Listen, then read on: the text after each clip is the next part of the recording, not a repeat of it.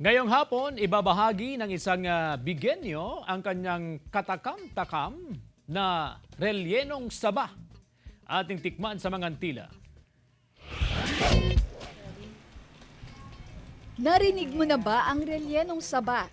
Curious ka na ba, kapuso? Tara na sa ating mga kusina at ituturo yan sa atin ng bigenyang si Rachel. Ihanda ang ating mga sangkap. Siyempre, ang bida riyan ang saba.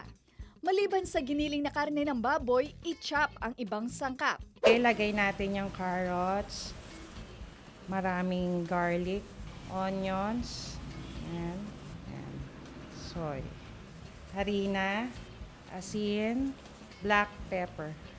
Lagyan ng 2 itlog at haluin ng mabuti ang lahat ng sangkap. Hiwain ngayon ang saba pero siguraduhin na hindi maghihiwalay dahil dito ipapalaman ang naunang hinalo. Dapat medyo masiksik para malasa yung ating relyenong saba.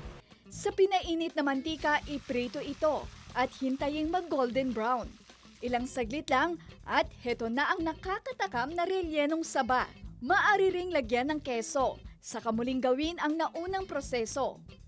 Mayroon ding Mexican o spicy flavor para sa mga mahilig sa maanghang. Yung mga bata, gustong-gusto ng saging na saba. So, it's either piniprito ko siya or nilalaga. So, why not try na lagyan ng feeling ka ako? Pinatikim ko sa kanila, nagustuhan nila. Kwento ni Rachel, nagsimula silang gumawa ng relyenong saba noong mag-umpisa ang community quarantine na ngayon isa na sa kanilang patok na negosyo. Katulong niya sa paggawa ang kanyang mga anak. Sabi ko, okay, di mas maganda na rin to na meron tayong bonding. At least kumikita pa tayo. Maliban sa merienda, swak na swak din ang relyenong saba, mapaagahan, tanghalian o hapunan. Kasama si Norman Raka, Ivy Hernando. Balitang Amyanan.